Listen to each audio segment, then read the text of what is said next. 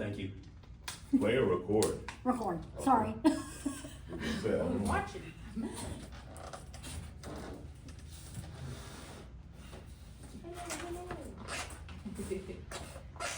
Anything off topic? No, fire away. You already went through this with Colette, I'm good. Okay, all right. Whatever. I just want to make sure. Whatever. Who am I gonna offend in Kingman, Arizona? Please do, please.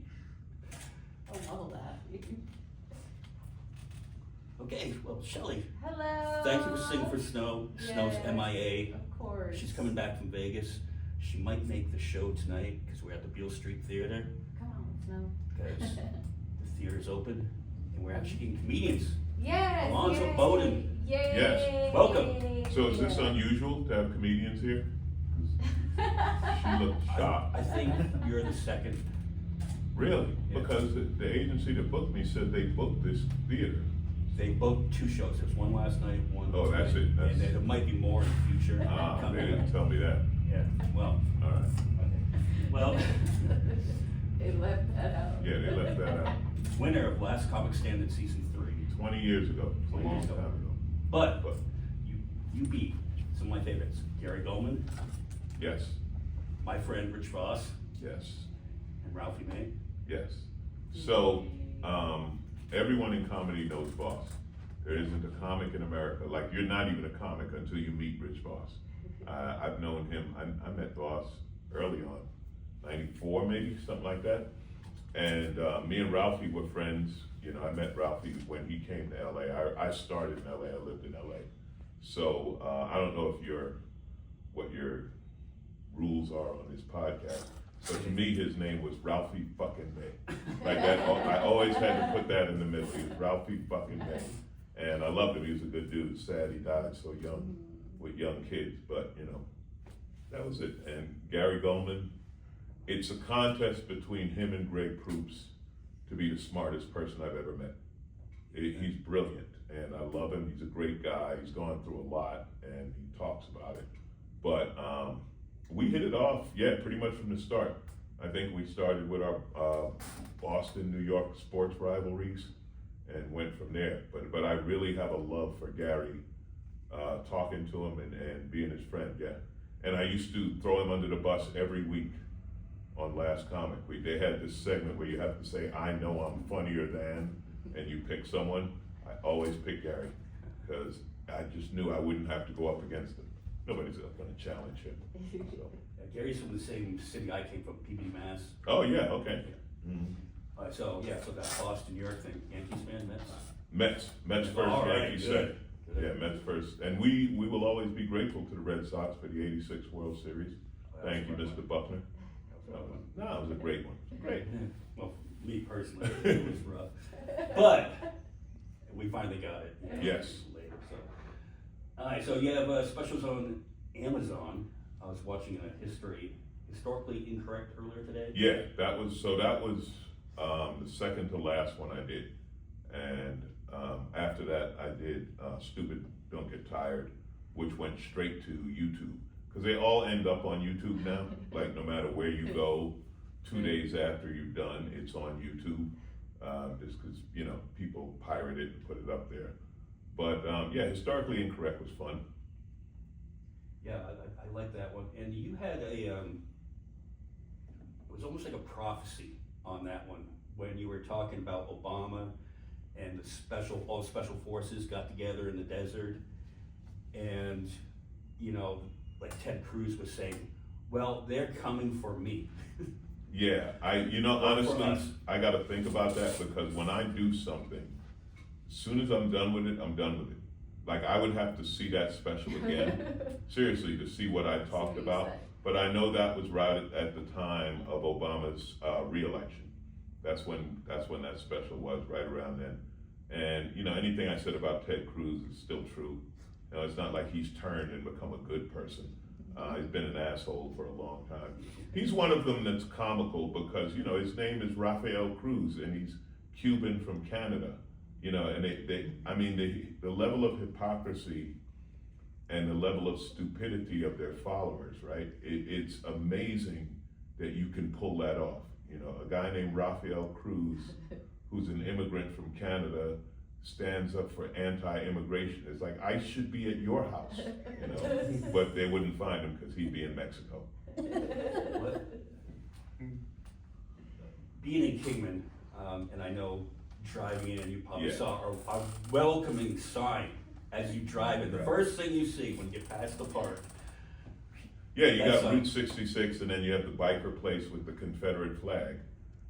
You know, it's America. I mean, you believe me, that ain't the biggest Confederate flag I've ever seen. You know, it's sad, it's funny, it's ignorant, and it's angry.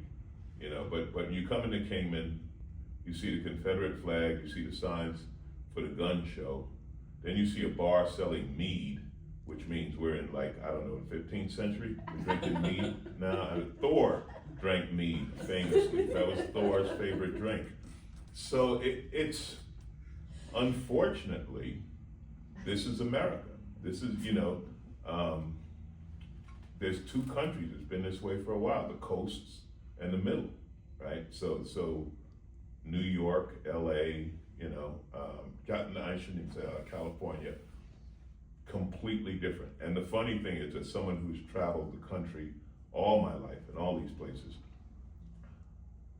a New Yorker is as out of place here as a Kingman native is in New York. Like, if you drop someone from here in Times Square, and even there, like, if they waved the Confederate flag, New Yorkers would just walk by like, what the fuck's wrong with this guy? Like, he would, you know what I mean? Like, they want to stir up some shit, but New Yorkers would be like, hey, just stupid ass out of here. What that shit do? Yeah, okay, yeah, it's 1875. Good for you. Fuck off. You know? It's really, it's difficult to explain. I travel every year. I do something international, more so up prior to the pandemic, but I go to Canada and stuff, and it's really hard to explain to people from other countries the United States. A friend of mine sadly calls it an experiment that's failing, you know, because we're the only country that is made up of immigrants. You know, like when you go to other countries, and I don't know how much you guys have traveled, but I do jokes about it. When you go to Ireland, everyone's Irish. If you're not Irish, it stands out. If you go to Japan, everyone's Japanese. It's only in the United States that even in this room we got, you know, 4 different backgrounds. You know, I mean, that's so different than other places because that's how this country was formed. So right now the experiment's failing. Now I think when Trump dies, MAGA ends. Because to me, it's a cult of personality. He's the personality. Once he's gone, there's not going to be anyone strong enough to carry that stupidity, and then it's going to crumble. They're going to fight for this is what I think is going to happen. They're going to fight for the leadership, and then it'll crumble. But who knows? Well, you don't think they're... Yeah, this is a comedy podcast. That wasn't funny. That was I've been hilarious. laughing the whole time. You really don't think that they're going to put into place just something that they'll just install J.D. Vance? No, they can't, because you already see nobody follows J.D. Vance. See, it's who they follow. Now, the Democrats have the same problem. Barack Obama was the last leader. There's no leader. Who leads the Democratic Party? I got, 2, 4, 6 people in this room. Who leads? Chuck Schumer. but all kidding aside, this is what I mean. Nobody knows. When Barack Obama was the leader. Our politics and everything in our country now is based on celebrity, right? And Barack Obama was a superstar. In his book, I think it was in his first book, I don't remember which one, but he said when he went to the Senate, and he said, I'm glad to be here as a senator, Harry Reid said to him, you're a president. Knew it right from first year Senate, they said, you're a president. They knew it because he has that. Unfortunately, you know, Trump has that amongst angry white people. He's not intelligent, he's not charismatic, he's not anything else, but he speaks directly to angry white people. And you had the backlash of angry white people post-Obama, and then you have the angry white people who've just been angry the whole time, you know, so. Do you have to change up your material being in a town like this? No. For one thing, it's actually easier for me than for white comics, because when they see my face on the picture, the billboard, whatever, they know I'm not right wing. They know I'm not a Trumper. So they generally don't come to the show. Once in a while you get some that, want to come in and argue. At this point, I almost don't even engage. I don't even want to be bothered because all of their arguments are based on these ridiculous falsehoods. But see, when your argument's based on bullshit, then a person can't argue with you because you're just making up what you're arguing with, And going back to my first special, and it's the media. That's who I blame. The media is the ones who allowed it. They alternative facts. In the 70s, when you had Watergate, if Nixon would have come out and said, well, I have alternative facts, they'd be, what the fuck are you talking? There's no alternative facts. Like, how does somebody say that? And there's always a press pool and nobody pushed back. Nobody said, alternative, what the fuck? Alternative, now they even use alternative math. Math is math. And even that, they're like, no, we're gonna make up some numbers. You're like, it's fucking math. It's fucking math. You've already dismissed doctors, you've dismissed science, now math, right? Tariffs are gonna raise prices. No, they're not. The fuck you mean, no, they're not? You added tax, you added money to money, that means more money, And they're like, no, not real. And now you have to give it back to the farmers to bail them out. Yeah, so, which is, good luck, farmers. Well, you get what you vote for. Yep. So Facts. you live in LA now, right? No, I live in Vegas now. I moved to Vegas last April, yeah. I lived in LA for 44 years. I love LA. LA was my career. I moved there 2 weeks after I turned 18, so I was there my whole life. Yeah. So. I lived here my whole life. All right. 42 years. And? And this is me. Well, I'll tell you the difference. I promise you've seen all of Kingman. Yes. In 44 years, I still didn't see all of LA. True. Which is Well, great. yeah. I'm a big city guy. I grew up in New York. I grew up in Queens, and I moved to LA. And I bounced around the country in the 80s, and I realized I need at least 1 million people around me to feel comfortable. I need a big city. I feel like I'm opposite. Yeah, which is true. A lot of people in smaller cities or small towns. But I like doing city things. Like I was just in Vegas last night. I go there a lot. It's right there. Yeah. So, but I like coming home. I want like more peace. But over there, I want more vibe over there. But yeah. There's anonymity in cities that I love. There's an anonymity in big cities, and I love that. You can just move around. Nobody knows you. Nobody gives a shit. But then I've never lived in one, so I can't really say how I feel about it. I wouldn't know. How do you feel about what has happened to Los Angeles? Because first you had the fires this year, and then you had the occupation. Yeah, well, okay, ICE is going to be its own topic. The fires are unfortunate, but have always been there.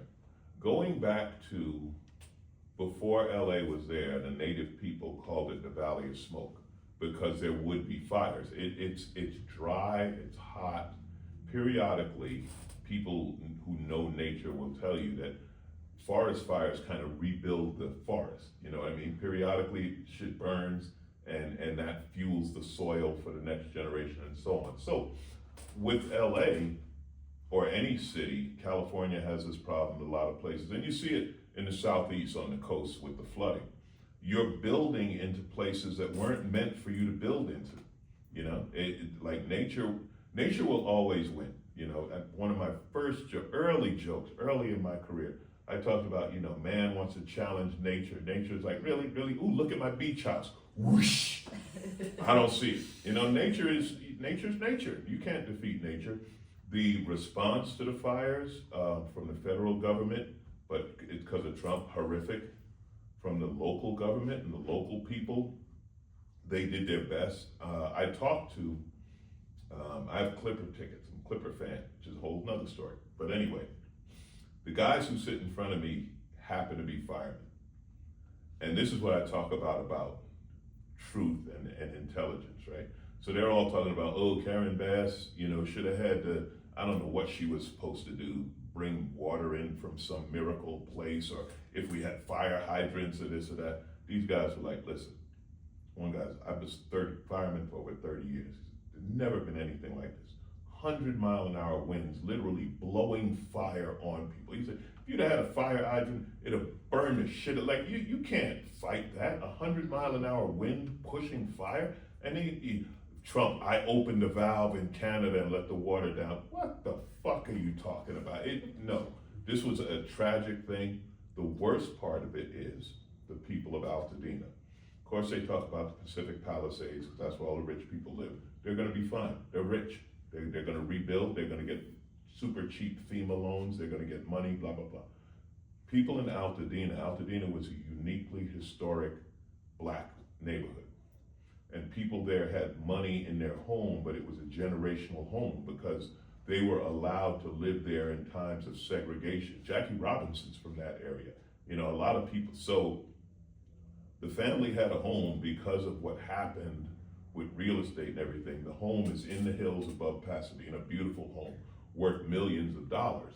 But once it burns down, they don't have millions of dollars to build another one. And the insurance companies fuck people. They don't pay them the value of what they had. So what's gonna happen, sadly, for people who don't have the money is they're gonna have to sell to a developer and just, you know, it's gone. The family home is gone. The beautiful views and everything that goes with living in Altadena is lost. So that's tragic. I hate that that happened. ICE is a bunch of cowards. It's a racist organization, racist arm of the government out to get brown people. They're not looking for gang members. Again, I talk about it in my act. Every city, people know where the gang members are. If you're in LA and you're looking for Mexican gangbangers, anyone can point you right to where they are. If you're in MacArthur Park, I'm looking for gangbangers. Really? Head south, hang a left, they'll find you. You'll walk into, you know, they're rounding up brown people. It's fucking, it's unbelievable. The shit that's going on today would be unbelievable in America 20 years ago, let alone 30 years ago. So now you had ICE go after all the Latino people. Now they're using the National Guard to go after black people. See, because now it's urban and inner city. And these codes, I don't know who they're fooling, you know. The problem they're gonna run into is you're fucking with the wrong people. You wanna fuck with Chicago? It's like, I tell you, if they're all killing each other, what the fuck do you think they're gonna do to you? You know, ICE went after, it was so funny. ICE went after some Haitians in Brooklyn. Let me tell you something, you don't fuck with Haitians. Ask anybody in the East Coast, they'll tell you, you don't fuck with Haitians. Haitians, that community, they are tight and they went after a few Haitians, they met all the Haitians. Literally, all the Haitians came out. ICE called the cops, and the cops are like, yeah, we don't fuck with the Haitians. Sorry, good luck. Yeah, we don't fuck with them Haitians. Them Haitians take it. And the ICE ran away scared. They're a bunch of cowards. You see them stand out. It's interesting, the group that has to fight ICE, white women. Because up until a couple of days ago, that was the one group they won't put their hands on. So white women can stand up to them and yell at them and get the fuck out of here, you blah, blah, blah. Anyone else do it, and anyone of color do it, they're just gonna slam you to the ground, beat you, and arrest you. But when a white woman faces off against ICE, especially if it's public, if it's on social media or whatever, they can't do a thing because that's the one group they can't touch. Karen. It really is. This is something that Karen needs to fight. But it's a horrific thing. I mean, we joke about it because we have to talk about it, but it's really unbelievable. You know, what are the Germans saying? The Germans are like, are you fucking kidding? You know, you can't have a Confederate flag, the equivalent to that in Germany. It's illegal. You can't walk around with an SS t-shirt in Germany. It's, besides the fact everyone's gonna hate you, it's literally illegal. They're like, no, we recognize a hate group. This, you know, it's so funny when they call Charlie Kirk a civil rights leader. It's like, what civil rights was he protecting? What, you know, nobody can answer that for me. What civil right? Like Martin Luther King, civil rights, yeah, the right to vote, the right to get equal pay, the right to, you know, eliminate segregation, eat at the food counter or whatever. Like actual civil right? What, Charlie Kirk was a rich young white man. What was he not allowed to do in America? What was he not, anybody? Can anybody, seriously, can anybody tell me what he wasn't allowed to do? He got in trouble for voicing his opinion. No, he didn't. No, he didn't, because he was never silenced, nor was he arrested. How many times did Martin Luther King get arrested? I know, like cancel culture. Cancel culture, you're It's not really bullshit. It's bullshit. Stop it. Don't talk to me about cancel culture. Cancel culture is bullshit. Who's been canceled? Give me a comic that's been canceled. The only one I can ever think of is one that cries out about it a lot. Bill Maher, technically, but he came back with a bigger show. How much money does Bill Maher make? I wish I could get canceled and have a show on HBO every Friday night. The fuck out of here. It's bullshit. You know the only comic who got canceled? The only comic who got canceled? It's Michael Richards for saying nigger at the Laugh Factory. That's the only guy. And see, he wasn't a comic. He's a comic actor playing a comic. He stepped into our world where he wasn't qualified. He brought it on himself. But he's gone. Louis C.K., Dave Chappelle. I wish I could get canceled like Dave Chappelle. Every year, canceled another $10 million Netflix special. Kathy Griffin, Jimmy Kimmel, just last week. Bullshit. None of them canceled. Charlie Kirk, how is Charlie Kirk canceled? Charlie Kirk claims Arizona State didn't let him make a speech. That's his cry. I don't think that's true. But even so, how many colleges did he go to, and how many millions and millions of dollars did he make with these bullshit debates where he would only challenge college kids? He wouldn't challenge professors. He wouldn't challenge anyone on his level. See? So when was he canceled? He said Ketanji Brown Jackson was not qualified to be on the Supreme Court. Her qualifications are impeccable. He wasn't canceled for saying that. So when was he canceled? He wasn't. And he never really debated people either. No, he bullied kids. He bullied kids. But this is what I'm saying. It's all bullshit, see? And this is why I blame the media, because the media used to be the fourth estate, and they used to be the ones who could fight all of this. But now the media is owned by the same billionaires that support Trump and all this right-wing shit. And the media is a for-profit industry. And again, I don't know how old you guys are or how long you've looked and followed this. The media used to be not-for-profit. The news used to be something the networks had to do. They didn't want to do. And when it was not-for-profit, and the fairness doctrine, Reagan ruined that, but when it was actually fair, where you had to be half Democrat, half Republican, they'd go after people. None of this would have happened. It wouldn't have been allowed. They would have destroyed Charlie Kirk as a racist. You know, he's a racist. That's what he was. But they called out everybody.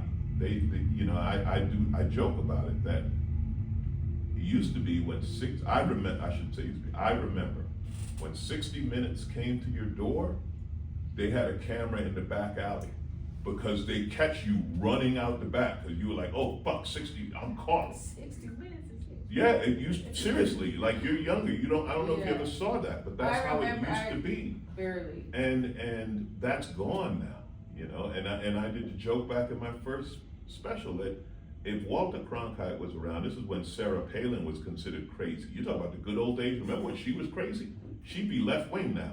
But anyway, Walter Cronkite, she'd have spoken to Walter Cronkite, would have been like, bitch, shut up, and walked away. He wouldn't have talked to her. They would not have taken her seriously.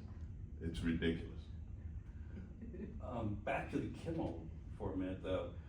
What was the great pushback on that was after it happened, something like 750,000 people canceled their Disney Plus subscriptions. Right. Money. Yeah. Any of this shit, you could follow the money. And follow the money. So Sinclair Broadcasting, who owns a ton of ABC affiliates, right? And they push back against Disney, and FCC threatens Disney, and Disney pulls Kimmel, right? And because they're worried about Sinclair Broadcasting, like, hey, you broadcast our shows, and you know we got commercials and blah blah blah. It's how we make money.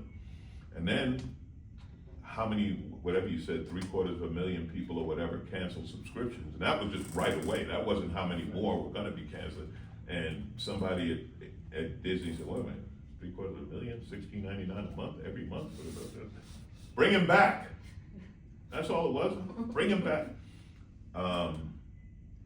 And I support Kimmel, and I hate what happened, and the federal government shouldn't be able to bully a network into taking someone off air. But this had to be early 2000s. I was at a comedy festival. They used to have one in Aspen, and they had the guy there who had pulled Bill Hicks off of Letterman's show. This was a famous story back in the time in the 90s. Letterman loved Bill Hicks. Bill Hicks was a great comic. Bill Hicks had a joke about Jesus. They said, don't do it. He did it. They pulled the segment from Letterman. There was a big, blah, blah, blah, all this and that. And the guy who made the decision was there. He said, listen, we're in the business of selling commercials. That's what we do. He's gotten away of it. He said, we didn't give a fuck about free speech. We ain't here for art. We sell commercials. That people forget this is a business. You think Disney gives a fuck about free speech?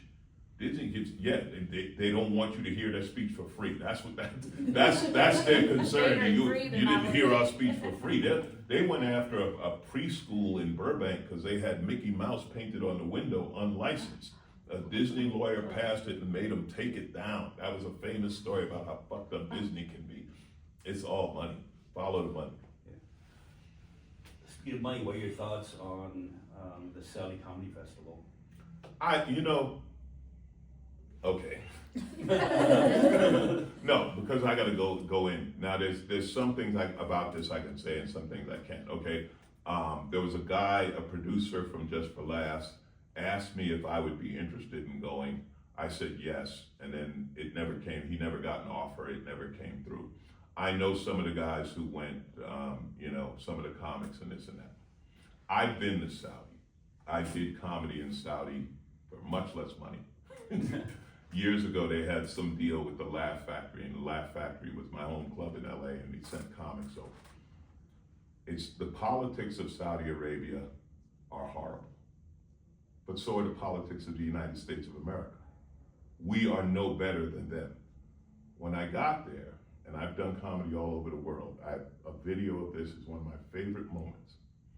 The hotel was across from some body of water, I don't know what it was. There were these old ladies there feeding the pigeons, right? 3 or 4 old ladies throwing food. There were some kids, probably their grandkids, I'm gonna guess, running through the pigeons, making the pigeons fly. Tell me that's not anywhere in the world. Grandmothers playing with you. You want me to hate these people because their government did something fucking horrible? Our government does horrible shit every day, yet I perform in the United States. Why the fuck would I not perform? We're talking about the people. I've met people from everywhere in the world. I've performed in Iraq, in Kuwait, in Japan, in Ireland. You know what?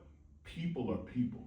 Governments are different. Governments hate. There are extremes. I've done shows in Israel. There are extremes in government. What Israel's doing in Gaza is terrible. I don't hate Israelis, but the Israeli government is fucked up. It's like enough is enough. What the fuck? Yeah, they bombed you, but you fucking made your point. Why do you have to kill all of them? This is genocide now, So I have no beef with comics doing comedy in Saudi Arabia. And I posted on Threads, which is great because it's such a closed circle of all left-wingers, but I said, comics are starting to judge comics the way civilians judge comics. I don't. We know better. There's comics I don't fuck with. There's comics who've gone right wing, and I'm like, I don't know what the fuck. I knew this guy. This wasn't him. Now it is him. Did he change his mind? Or I think it's more he's in it for the money or whatever. But so I may choose not to fuck with this comic or that comic on an individual basis. But I'm not going to judge them for going to Saudi Arabia, and it is because I've been there, and we're talking about the people, not the government. Now, when you go there, do they tell you don't talk about religion? Do not talk about the Muslim religion. Do not talk about any Saudi royal family. They tell you that. It's like, okay, the fuck? Jimmy Kimmel got in trouble for talking about America's royal family, right? So fuck you. No, don't give me this bullshit that we're better. We're no fucking better. We haven't killed a journalist yet. What did Trump just say? Go into Portland with full force. What the fuck you gonna do, attack Voodoo Donuts? I will. It's bullshit. No, I have no beef against those comics for doing that, because maybe the people of Saudi Arabia hear some jokes, see some of the Western culture, and say, wait a minute, this ain't that bad. Remember, people get exposed to things and they find out it's not what they've been told. I've encountered racists in America, right?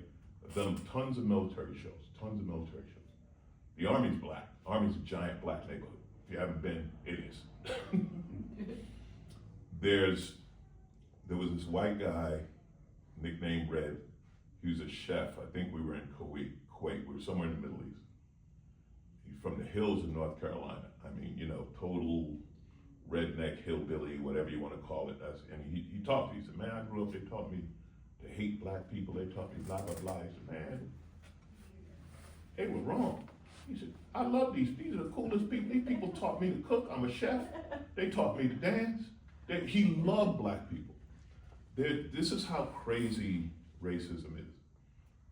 There's a hillbilly rap song about lynching black people. You're actually taking our culture. Your rap is art, hip hop. You're using our culture to say you want to hang us, and you don't see how stupid you look doing that. Racism's based in stupidity and hate. You can't fight it. But it's the same thing with the judgment. I'm not going to judge all the Saudi people based on the Saudi government. I'm not going to judge everyone in Israel based on the Israeli government. And I would hope you don't judge me as an American based on the American government. Canada's the only place you could judge. The government's nice, the people are nice too. Canada seems fair. I like Canada. Yeah, I mean, that's like, you'll find Kingman, again, Right, this is right. the sign. And that's the first impression you get, which I think gives us all a bad name, because the community here, Josh here is Citizen of the Year. Let me tell you a Kingman story. This had to be almost 30 years ago. Yeah, it had to be almost 30 years ago. I was driving through Kingman. I was in a Honda, it was a Civic, it was a four-door Civic, it was a fun little car, 6-speed transmission, it was fun. And my alternator burned up. And I was stuck. And I think it was the tow truck driver, or it was somebody who was like, oh shit, that's one of them foreign cars. There's only one place that has parts for those, blah, blah, blah. He called the guy. The guy came out to his store, it was like a Napa Auto Parts or whatever, and found me an alternator and helped me put it on so I could go. That's my impression of Kingman, not the Confederate flag. Oh, I know. Seriously, that happened to me in Kingman. So if you tell me the people in Kingman are a bunch of rednecks and they hate you and blah, blah, blah, I'll joke about it because of their Confederate flag. But I had a guy open his fucking store, like he was closed. He opened his store and found the alternator I need, because at that time, there were no foreign auto parts stores. Again, it's 30 years ago. Now they probably have 2. I know, we've improved. We got a second one. Like, the frustrating part for us being how we view life and stuff like that, and it's people like that and the few others around here who give us all a bad name, who taint. Yeah, but that's, and again, you could say that anywhere. Yeah, You could say that anywhere. You could go So it's gonna be to, good and bad. right, you could go to Compton and run into gangbangers and say, oh man, all black people are horrible, just like you can go to West Virginia and run into Tammy Pascatelli, who we did last comic with. One of my favorite jokes of all time, Tammy said, are you scared of LA? She said, I ain't scared of LA, I'm scared of West Virginia. She said, because gangbangers kill you, but hillbillies keep you. that joke, I love that joke, So you can do that anywhere, and people do. I'm one of the fortunate people that travel. Most Americans don't travel. Most Americans, and it's a vast majority, die within 50 miles of where they were born, Most Americans do not have a passport. They haven't seen, again, the Sarah Palin logic. America's greatest country in the world. You ever been to another country? Don't have to. Well, then you haven't seen how great other countries can be. Now, we are, in a lot of ways, don't get me wrong, I love the United States of America. I love that I grew up here. I thank God I was born in New York. It's the greatest education you'll ever get, because by 10 years old, you've seen everything. Try to be a racist in New York. You know how fucking tired you'd be? Just walking down one block. Goddamn Puerto Rican, Chinese, I don't even know what the fuck you are. Fuck you two. And then, oh goddamn, I only half a block. There's 50 more. Goddamn, what the fuck? What name do I call you? You know, you're fucking Sri Lankan. What the fuck is that? You know, that New York, a racist? Tired. People that you hate Jews, you mean the ones I went to school with? No, I'm kind of good with them. I've been around Jews all my life, you know? And, you know, I don't know. Yeah, my normal co-host, she just went up to New England and she finished her quest to go on all 50 states before she retires. And she will say that. She will go every state. She'll just go into local places and, you know, whatever bar and just say, wow, I had the best time. This person here, we had this great conversation. And yeah, I think it's more amplified, especially on social media. Yeah. Around here, social media, it makes us seem not quite true to what this community actually Right. is. Well, people are tribal, you know, and that's I think a human instinct to be tribal. And the worst, like the loudest voices are always the worst, because, you know, what's that news thing? If it bleeds, it leads, or whatever, they want to cover that. I would say, in my experience, the South is bad. And when I say that, it's because the South consciously tries to stay backwards. They try to stay with racism and homophobia and, you know, misogyny, and they consider it part of their culture. When you go to the Midwest, you go to Kansas, they don't know anything about transgender people because they haven't seen them. They don't know anything about Latinos because they haven't seen them. So it's not that, like, they're not conscious. Well, it's changed now, but I mean, just over the years. When they initially didn't like Mexicans, because they didn't know any. They'd never seen them. They didn't meet them, you know. In the South, the fuckers would be at a Mexican restaurant eating burritos, talking about go back to your country. It's like, well, what the fuck are you gonna eat? You know, your food is bland as fuck.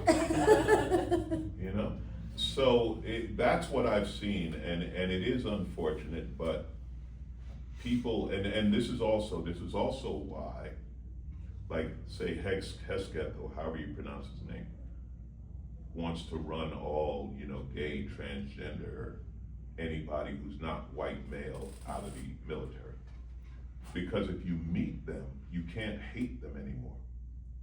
If you meet somebody and you're in their unit and you're doing all the training together, and, you know, God forbid you have to go to war, but you might see action, this or that, and that person has your back, and then you find out they're gay, well, fuck, I can't hate you now.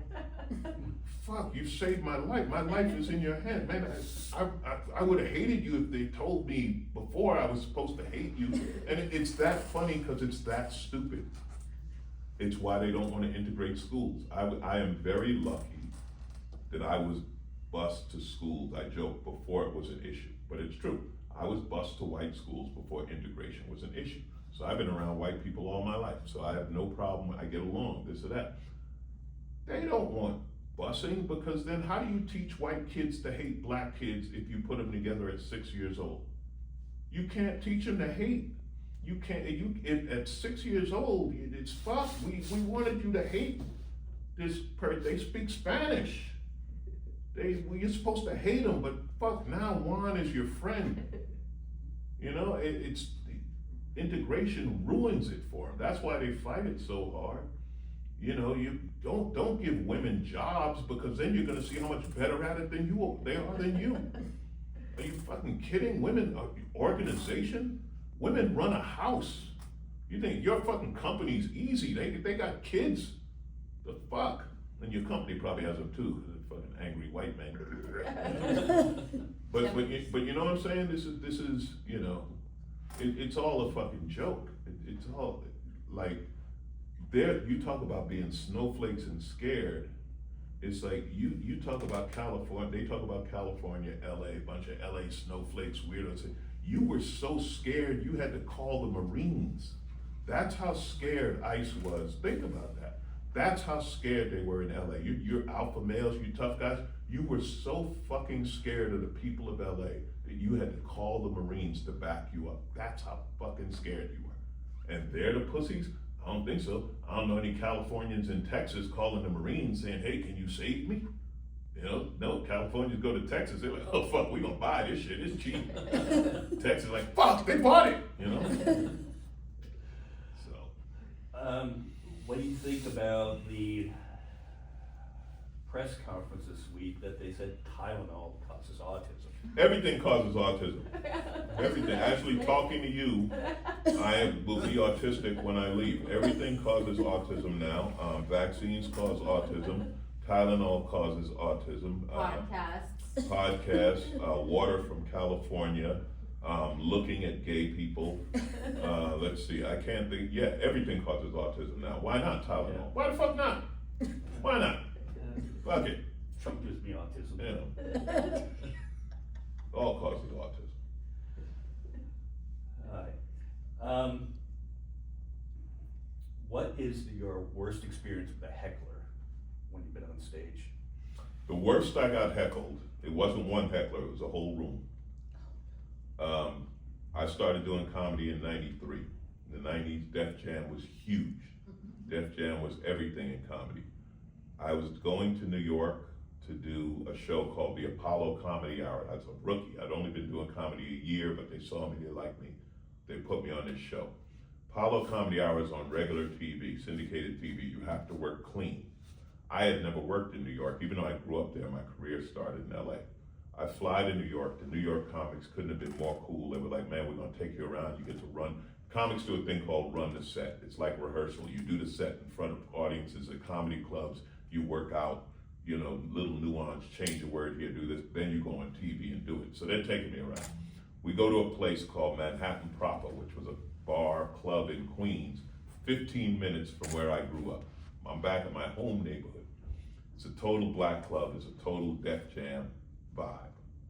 I go on stage trying to do clean material for TV. They didn't just boo me off the stage.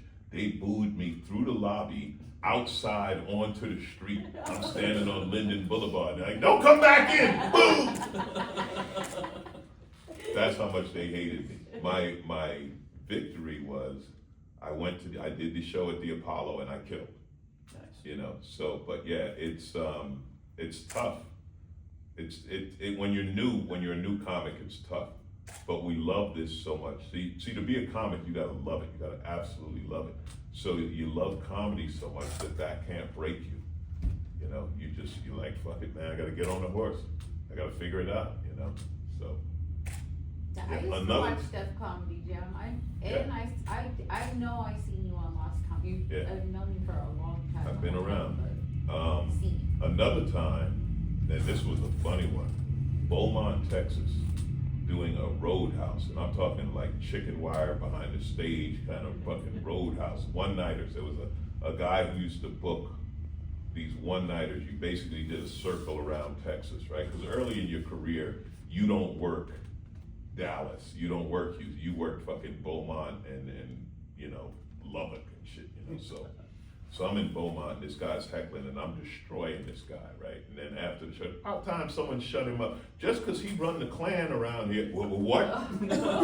This guy was like a fucking Klan guy and I tore him up, so I was like, oh fuck, hope I make it out of here. Right. You know? But I made it out, but yeah, so that sometimes you don't know who the local celebrities are. Mm-hmm. That's true. Are you anticipating any heckling tonight? I have no idea. I do not know what to expect tonight. Obviously, on the stereotype of this being Kingman, it'd be a right-wing, angry audience. But a lot of times when you're the blue dot in a red sea, the other blue dots are happy to see you and fill the place. That's been my experience with NPR. I do a lot of stuff with NPR. And whenever we take Wait, Don't Tell, like I have something to do with it. Whenever Wait, Don't Tell Me is in a red state, it sells out immediately because the people are so happy to hear that voice. So honestly, I have no idea what to expect tonight. And I'll be honest, in my act, I don't talk about Trump a lot. I did his first year back in 17, and then it became boring, because it's the same thing, it's the same joke, it's one joke. He's gonna say something outlandish, stupid, or anger-provoking, right, hateful.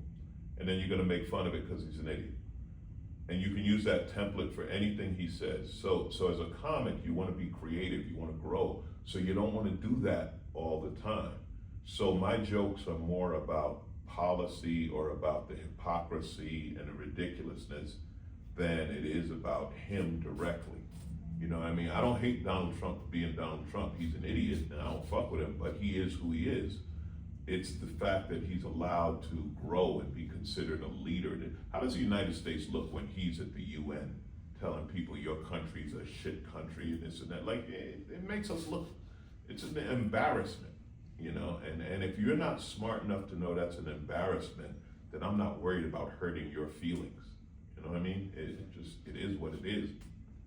So yeah, I don't know what to expect.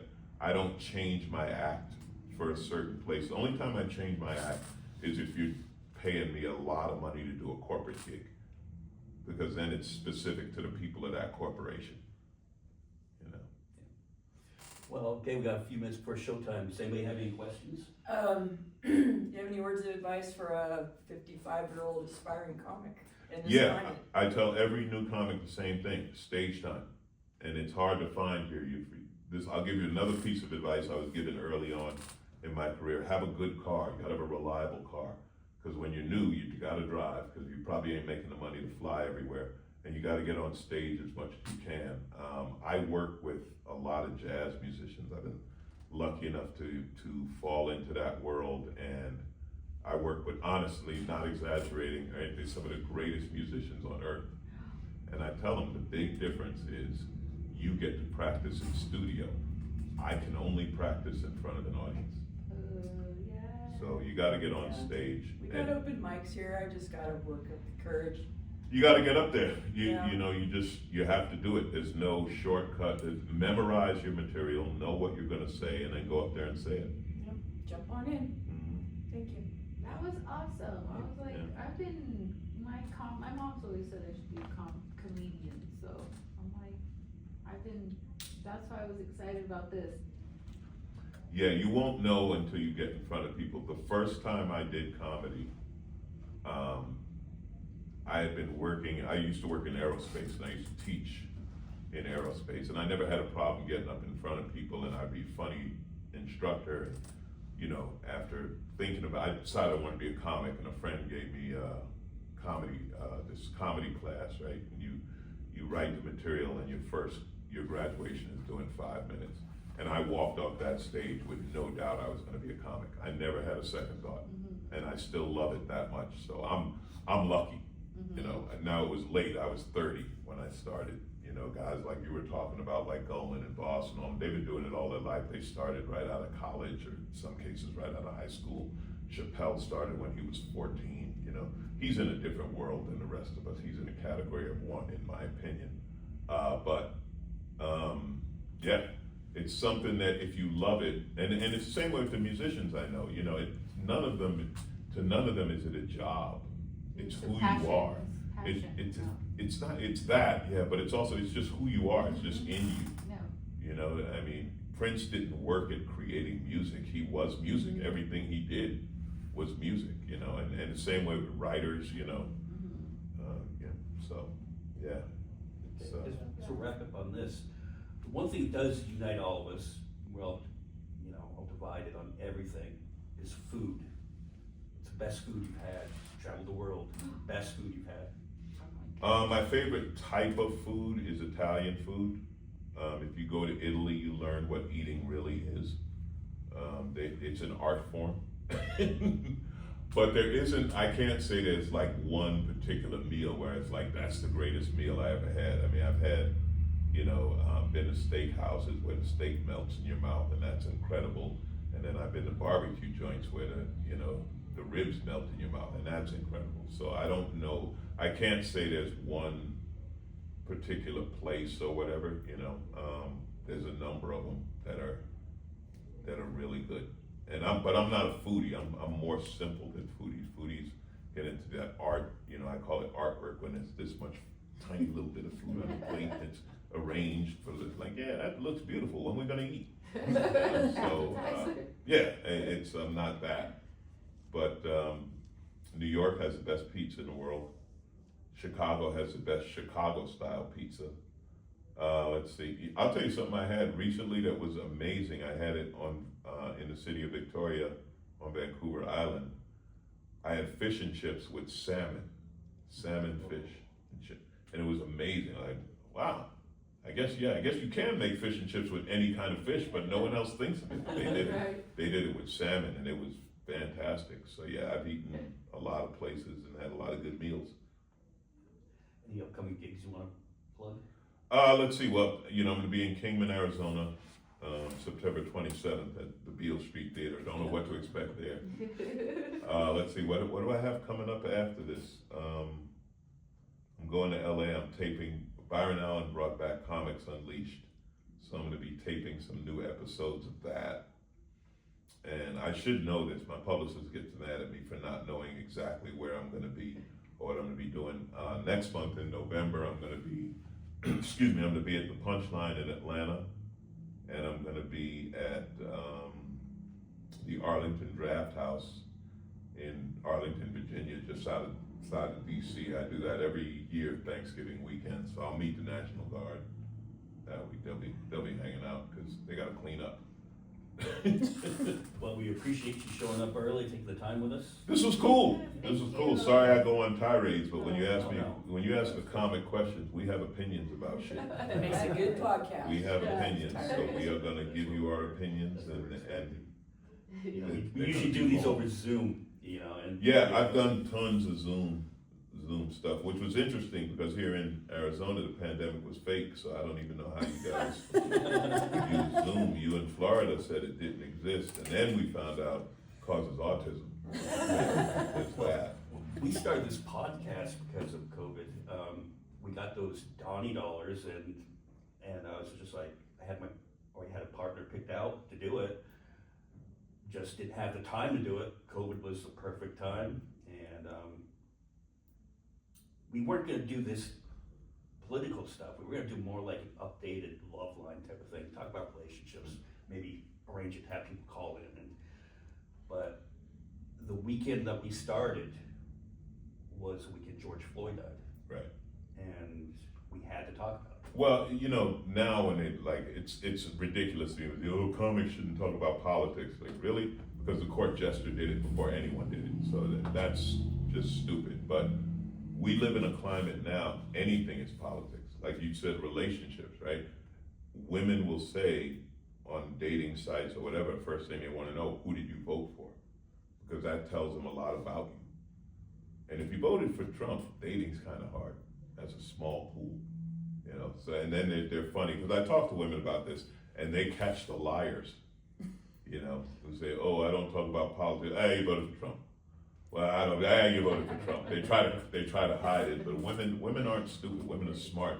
Saw the detail on your car. Yeah, they see right through it, so anything is political now. Anything. So why pretend you're not going to talk about it?